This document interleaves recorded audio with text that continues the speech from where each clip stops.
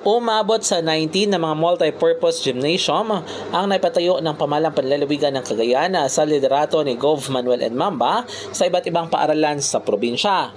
Ayon kay Clarita Lunas, Consultant on Education ng pamahalang panlalawigan ng Cagayan, marami pa anyang mga gymnasium ang napasinayaan at formal ng na-turnover ng pamunuan ng mga paaralan. Ilan naman umano sa mga ito ay nakatakdang pasinayaan pa lamang at ang iba ay kasalukuyan ng inaayos at itinatayo. Ang proyektong pagtatayo ng mga multi-purpose gymnasium sa mga paaralan sa lalawigan ay kabilang sa Cagayan Development Agenda o Kaganda 2025 ni Gov. Mamba, kung saan ito ay tinatawag na Development Agenda number 2, tuwid na daan ng physical infrastructure and Cagayan. Layunin ng naturang programa na mabigyan ng maayos na pasilidad ang lahat ng mga eskwelahan sa probinsya na malaking tulong sa pagdaraos ng iba't ibang mga aktibidad ng mga mag-aaral.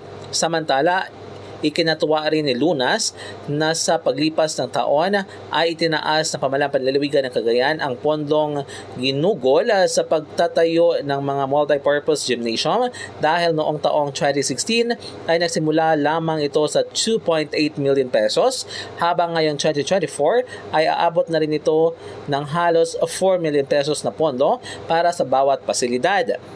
Maalalang kamakailan lamang ay pinangunahan ng gobernador ang pagpapasinaya sa tatlong malalaking multi-purpose gymnasium sa Andarayan, Solana, maging sa Minanga at Villaray, Piat, Cagayan. Nakatakda rin itong pasinayaan at turnover ang mga itinayong gymnasium sa mga bayan ng Santa Ana, Gonzaga at Laluk, Cagayan ngayong linggo. Mula dito sa Cagayan, MJ de la Cruz para sa Radyo Alternatibo, Balita Nationwide.